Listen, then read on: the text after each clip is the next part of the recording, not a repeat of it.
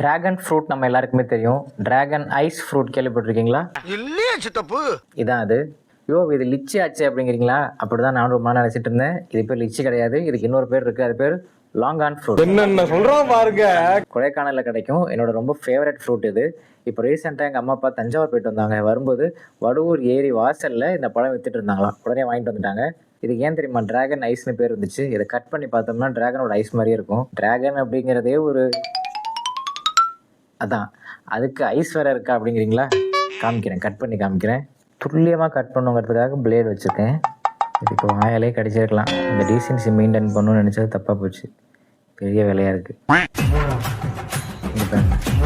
கண்ணு மாதிரியே இருக்குது பாருங்க. கண்ணு வேணும்னு கேட்டியாமே அப்படிங்கிற மாதிரி கண்ணு மாதிரியே இருக்குது பாருங்கள். சுற்றி வெள்ளையா உள்ள கருப்பா.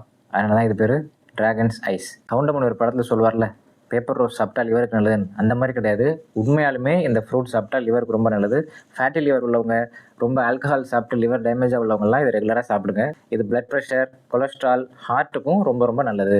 கிளைசிமிக் இண்டெக்ஸ் ரொம்ப கம்மி. அதனால் டயபெட்டிஸ் உள்ளவங்களும் ரெகுலராக சாப்பிடலாம். வைட்டமின் சி நிறையா இருக்கிறதுனால இம்யூனிட்டியை இன்க்ரீஸ் பண்ணுது. குழந்தைங்களுக்கு கொடுக்கலாம். சளி இருமல் ஜுரம் வராமல் ப்ரிவென்ட் பண்ணும். ஓவராக ட்ரிங்க்ஸ் சாப்பிட்டே இருக்க உனக்கு ஒரு நாள் லிவர் பாதிக்க போகுது அப்படின்னு உங்கள் ஃப்ரெண்டு யாரையாவது நினச்சிங்கன்னா அவங்கள இதில் கோத்து விட்டு போங்க. புரியல?